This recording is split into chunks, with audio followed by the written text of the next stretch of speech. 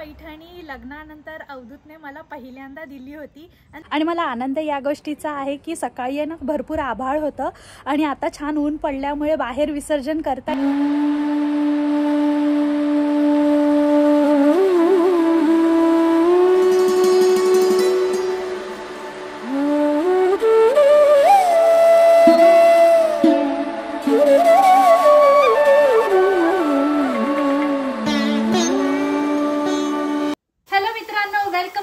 Channel हा प्रवास तुझा माझा फ्रॉम इंडिया टू कॅनडा। तुमच्या सगळ्यांचं खूप खूप स्वागत आहे आमच्या यूट्यूब चॅनलवर।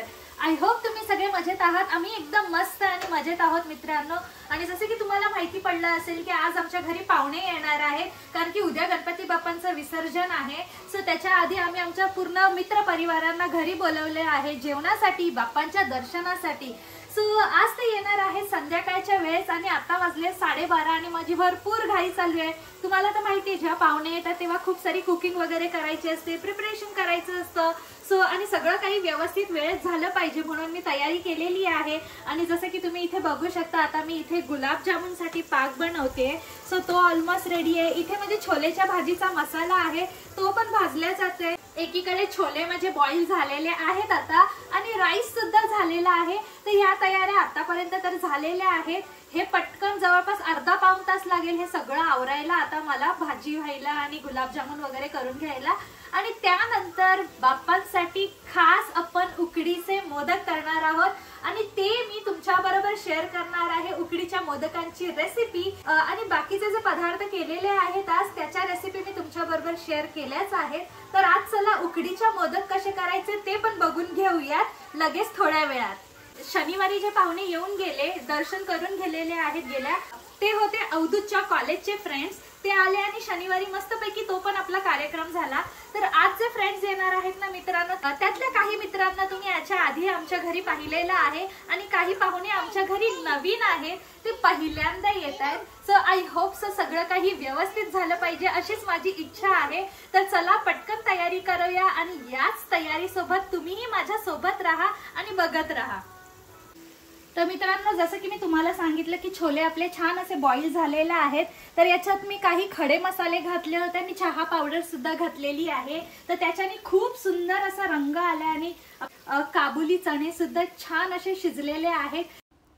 आज मी इथे माव्याचे गुलाबजामुन केलेले आहेत। घरी मावा होताच माझ्याकडे, तर म्हटलं चला आज माव्याचे गुलाबजामुन करून घेऊया। आणि गुलाबजामुन हा असा पदार्थ आहे की प्रत्येकालाच तो आवडतो, त्यामुळे मी आज म्हटलं की चला आज स्वीटमध्ये गुलाबजामुनच झाले पाहिजे। आणि आज जास्त आहे ना मुरण्यासाठी वेळ नाही आहे, सो त्यामुळे मी काय केले, गरम गरम जसे फ्राय केले आहेत ना गुलाबजामुन तसेच मी पाकामध्ये टाकलेले आहेत, जेणेकरून ते पटकन रस ॲब्झॉर्ब करतील आणि रेडी होतील संध्याकाळपर्यंत खाण्यासाठी। सो इथे आता तुम्ही बघू शकता एकदम छान ते पटकन रस ॲब्झॉर्ब करून घेत आहेत आणि फुगत आहेत आणि खूप छान वाटत आहेत आणि डबल द साईज होतात ते जर तुम्ही त्यांना छान असं सोक होऊ दिलं तर। सो आता पटकन बाकीचे पण गुलाबजामुन तळून घेते आणि रेडी करून घेते। हे गुलाबजामुन बनवण्यासाठी मी 1/2 किलो माव्यामध्ये ना जवळपास 1 स्पून मैदा घातलेला आणि त्याला मळून घेतलेलं आणि त्या हिशोबाने मी पीठ रेडी करून घेतलं एकदम सॉफ्ट। आणि त्यानंतर त्याचे असे गोळे करून घेतले आणि आता त्याला तुपामध्ये डीप फ्राय करते, कारण की तुपामध्ये डीप फ्राय केले की खूप छान चव लागते।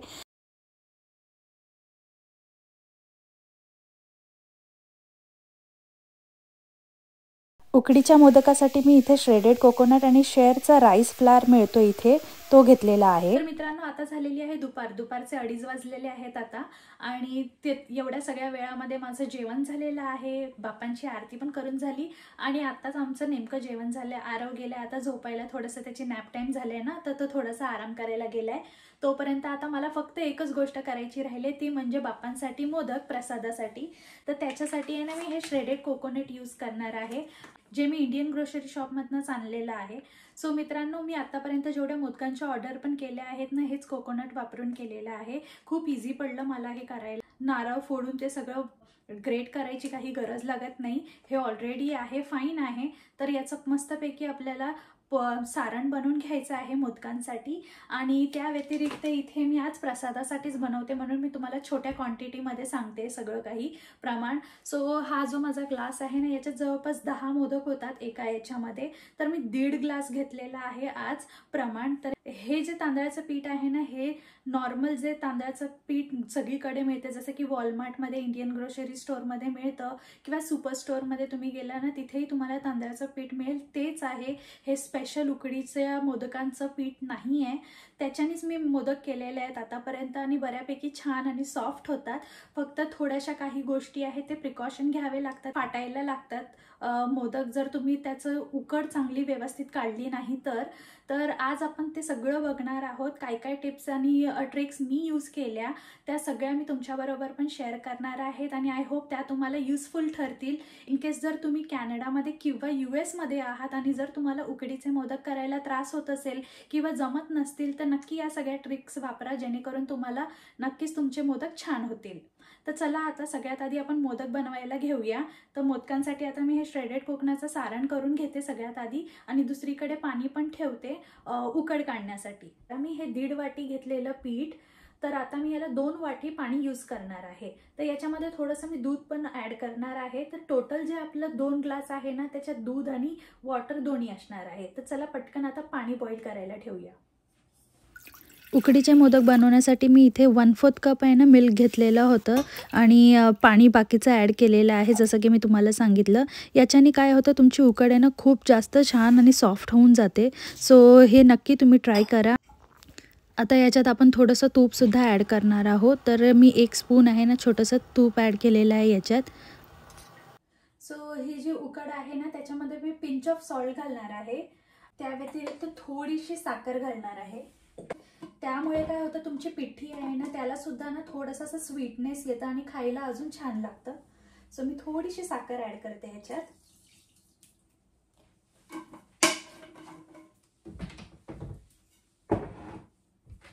जोपर्यंत आता हे बॉईल होतंय तोपर्यंत आपण सारण पण करायला घेऊया. सारण बनवण्यासाठी इथे मी कढईमध्ये थोडंसं तूप घेतलेलं आहे आणि जे माझ्याकडे श्रेडेड कोकोनट होतं ते फ्रोझन असतं, त्यामुळे त्याला मी थोडा वेळ बाहेर काढून ठेवलेलं. आता ते थोडंसं सॉफ्ट झालेलं होतं, त्यामुळे आता मी सारण करायला घेतलं आहे. याला आता छान असं भाजून घेऊया तुपामध्ये आणि थोडंसं ड्राय होईपर्यंत छान त्याला परतून घेऊया. आणि तुम्ही इथे बघू शकता की आपलं दूध पण बॉईल झालेलं आहे. तर याच्यामध्ये मी आता ते तांदळाची पिठी आहे ना ती घातलेली आहे आणि त्याला व्यवस्थित मिक्स करून घेणार आहे. हे छान एकत्र करून झाल्याच्या नंतर याला थोड्या वेळासाठी आपण कवर करून ठेवणार आहे, जेणेकरून त्या वाफेने ते एकदम छान आणि सॉफ्ट पीठ होऊन जाईल. तांदळाचं पीठ आहे ना पटकन पाणी ॲब्झॉर्ब करून घेतं, त्यामुळे तुम्ही इथे बघू शकता गोळा एकदम आपला छान आणि घट्ट झालेला आहे.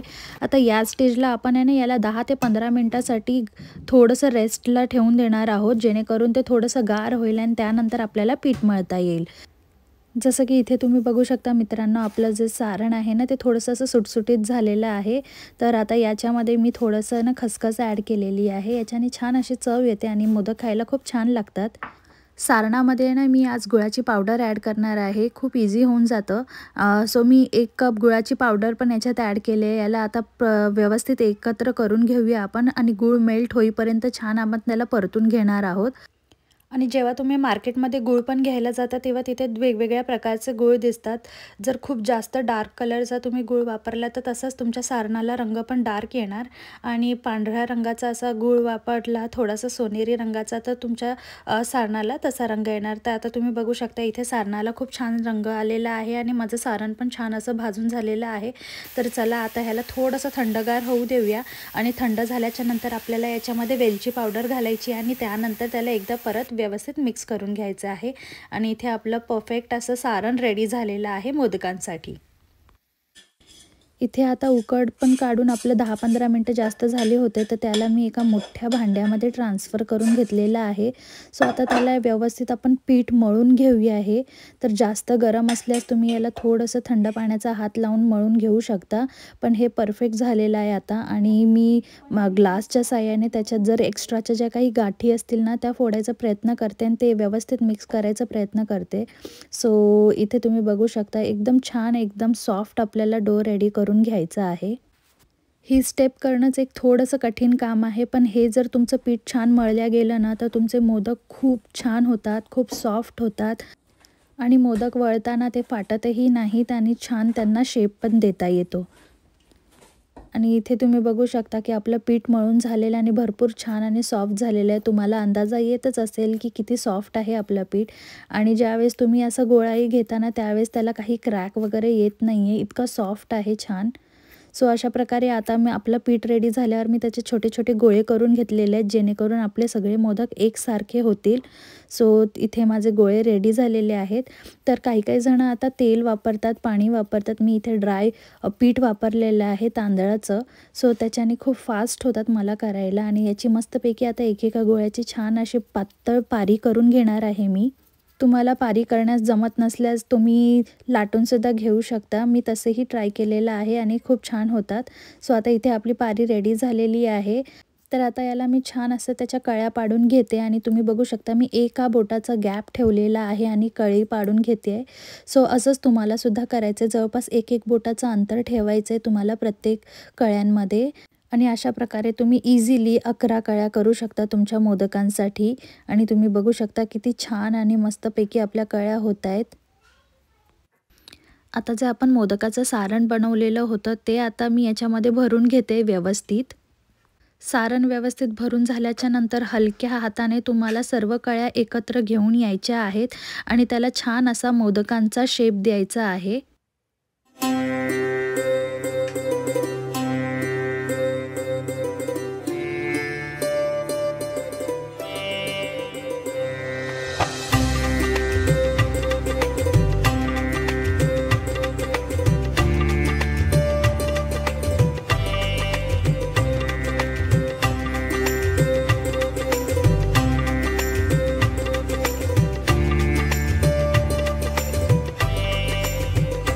आणि इथे तुम्ही बघू शकता आपला 11 कळ्यांचा मोदक इथे रेडी झालेला आहे. अशा प्रकारेच मी बाकीचे सगळे मोदक बनवून घेते आणि नंतर मग आपण त्याला स्टीम करून घेऊया. सो इथे तुम्ही बघू शकता आपले मोदक आता रेडी झालेले आहेत. तर चला आता मी पाणी पण बॉईल व्हायला ठेवलेलं आहे. सो आता त्याला आपण स्टीम करून घेऊया.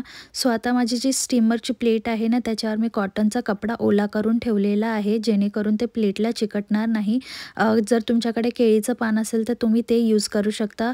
ऑर एल्स तुम्ही आहे ना त्या प्लेटला थोडंसं तेल लावून घेतलं तरी चालेल. तर आता मी याच्यावर सगळे मोदक आहेत ना जे आपण बनवून घेतले ते ठेवणार आहे. थोडेसे सुटसुटीत ठेवायचे आहेत आणि त्याला मग त्याच्यानंतर 12 ते 15 मिनटं त्याला स्टीम करून घेणार आहोत.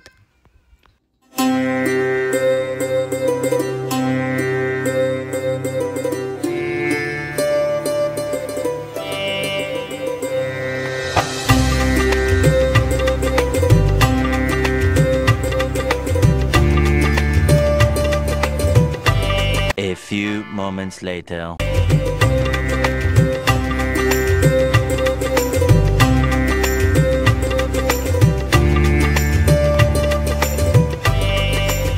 आता आपले उकडीचे मोदक रेडी झालेले आहेत मित्रांनो आणि मी सुद्धा तयार झालेली आहे. पाहुणे आता काही वेळात येणारच आहेत. तर चला सगळ्यात आधी देवाला नैवेद्य दाखवूया मोदकांचा.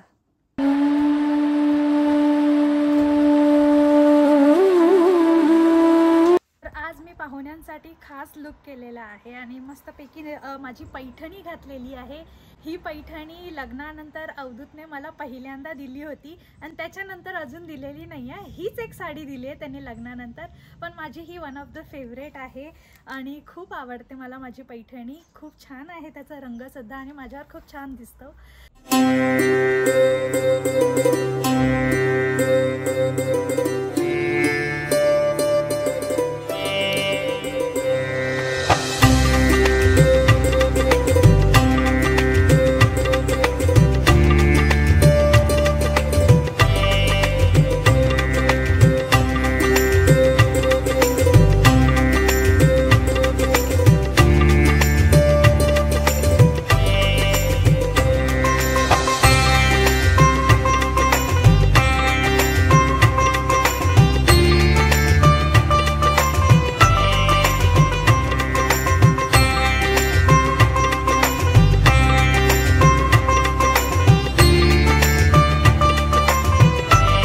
संध्याकाळचे आता जवळपास 6, सव्वा 6 झाले होते आणि पाहुणे यायची वेळ झाली होती. सो आता इथे आमचे पहिले पाहुणे आले होते आणि जसं की तुम्ही बघू शकता इथे मस्तपैकी आरव आपल्या फ्रेंडला घरी घेऊन जातोय हात पकडून. तर हळूहळू सगळे पाहुणे आलेले होते थोड्या वेळातच आणि त्यानंतर मग आम्ही सगळ्यांनी मिळून आरती घेतली. आजची आरती आमची महाआरती होती. सो मस्तपैकी मजा आली आम्हाला आरती घेतानासुद्धा. त्यानंतर आम्ही आमचं जेवण एन्जॉय केलं आणि मस्तपैकी गप्पा गोष्टी केल्या. तर मित्रांनो, आता वाजलेले आहेत 9, 9:15 रात्रीचे आणि सगळे पाहुणे आपापल्या घरी गेले आणि खूप बरं वाटलं. म्हणजे सगळे असे एकत्र येतो आणि मस्तपैकी आपला सण साजरा केला सगळ्यांनी. थोड्या वेळासाठी असं वाटलं की आपण इथे कॅनडात नाही, इंडियातच आहे अशी फिलिंग आली आणि खूप छान वाटलं आणि सगळ्यांना आवडलं खरं म्हणजे. तर कारण की अशी खूप कमी संधी मिळते की एकत्र येऊन आपले फेस्टिवल सेलिब्रेट करायला आणि आज कुठेतरी सगळ्यांना तशीच एक फिलिंग आलेली आहे आणि त्यांनाही आवडलं आणि मला तर खूपच जास्त आवडलं. त्यांना जेवण पण आज जे बनवलेलं तेही खूप जास्त आवडलं सगळ्यांना आणि सगळेजण आता आपापल्या घरी गेलेत आणि घर एकदम शांत झालेलं आहे. आणि तेच आता बसले आणि विचार करते की उद्या गणपती बाप्पांचं विसर्जन आहे. म्हणजे आपण जी सुरुवात केली होती डे 1 पासून आणि आता विसर्जन एकदम जवळ आलेलं आहे. मित्रांनो, आता तर झालंय रात्र. आता आम्ही पण आमचं आवरून घेतो सध्याचं आणि मी तुम्हाला भेटते आता उद्या सकाळी. The next day. हॅलो मित्रांनो, वेलकम बॅक. तर कालच्या नंतर आपली आज भेट होते आणि आता वेळ झाले संध्याकाळी बाप्पांच्या विसर्जनाची. तर म्हटलं की चला व्लॉग सुरू करूया आणि जी तयारी केली ते पण तुम्हाला दाखवणारच आहे. काही फ्रेंड्स आहेत आमचे, त्यांना आमच्या विसर्जनामध्ये यायची इच्छा होती तर तेही येणार आहेत. तर थोड्या वेळात ते येतील. इथे अवधूत सुद्धा रेडी झालेला आहे आणि मी सुद्धा रेडी झालेली आहे. लवकरच आपण गणपती बाप्पाच्या विसर्जनाची तयारी तर सुरू झालेली आहे. विसर्जन करूया, तर तुम्ही आमच्या सोबत राहा. पण त्याआधी तुम्हाला अजून एकदा गणपती बाप्पांचं दर्शन करून घेते. शेवटचं असेल कदाचित हे आज आणि आपल्याला पुढच्या वर्षीची पुन्हा बाप्पांच्या दर्शनासाठी वाट बघावी लागेल. तर सगळ्यात आधी जाऊया आणि बाप्पांचं दर्शन घेऊन येऊया.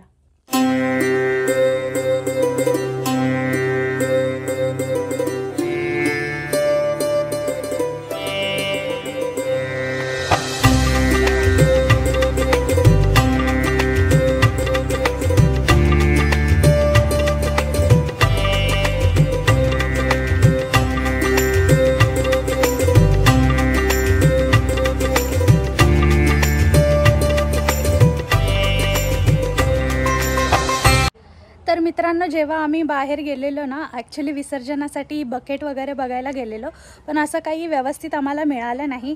म्हणून आम्ही हा एक जे स्टोरेज कंटेनर्स असतात ना ते आणलेला आहे विसर्जनासाठी आणि ते परफेक्ट साईजसुद्धा आहे. सर विसर्जनाला पण एकदम व्यवस्थित होऊन जाईल म्हणून आणलं आणि थोडीफार रांगोळी काढलेली आहे. सध्या आजचं वेदर पण खूप छान आहे मित्रांनो. छान असं ऊन पडलेलं आहे आणि त्यानंतर हवा आहे ना थोडीशी अशी गार आहे, तर खूप बरं वाटतंय. आणि मला आनंद या गोष्टीचा आहे की सकाळी आहे ना भरपूर आभाळ होतं आणि आता छान ऊन पडल्यामुळे बाहेर विसर्जन करता येईल. अदरवाईज मला वाटलं घराच्या आतच विसर्जन करावं लागेल यावर्षी, पण असं नाही झालं. थोड्या वेळानंतर बघते तर मस्तपैकी ऊन पडलं होतं. नंतर मग सगळा प्लॅन चेंज झाला. म्हटलं नाही, आता तर विसर्जन करायचं तर बाहेरच करायचं. तर आता मस्तपैकी बाहेर सेटअप केलेला आहे. आता रांगोळी काढून झाली आणि नंतर मग घरात आले, बघितले तर दोघंजणं खूप छान मस्तपैकी खेळत होते आणि ते बघून खूप आवडलं मला. आणि इथे मी आता बाप्पांना नैवेद्यासाठी दही भाताची तयारी करते. त्यानंतर मग आम्ही बाप्पांच्या विसर्जनाची आरती घेतली.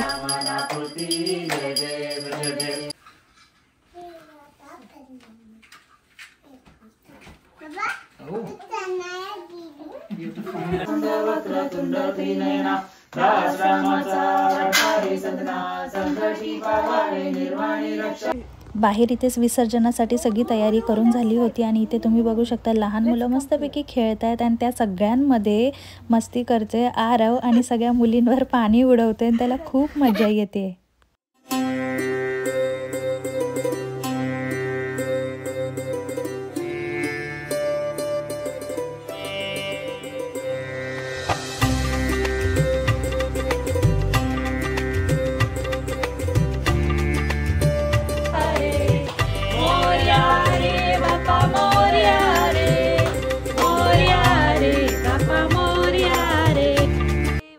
बाप्पांना आता विसर्जनासाठी बाहेर आम्ही घेऊन आलेलो होतो आणि आता इथे आम्ही आरती घेतलेली आहे विसर्जनाच्या आधीची आणि यानंतर आपण आपल्या बाप्पांचं विसर्जन करून घेणार आहोत.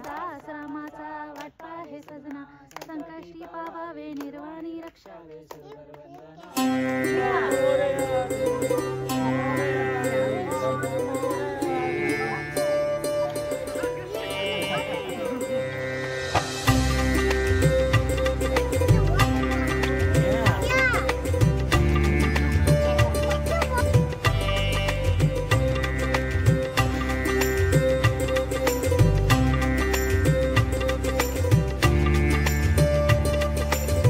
बाप्पांचं विसर्जन झाल्याच्या नंतर आम्ही थोडा वेळ गप्पागोष्टी केल्या आणि इथे बघू शकता आरव आता आपल्या मैत्रिणींना बाय बाय बोलतोय आणि पाहुणे निघाले आता त्यांच्या घरी जाण्यासाठी. आम्ही त्यांना सोडून आलो, बाय बोलून आलो.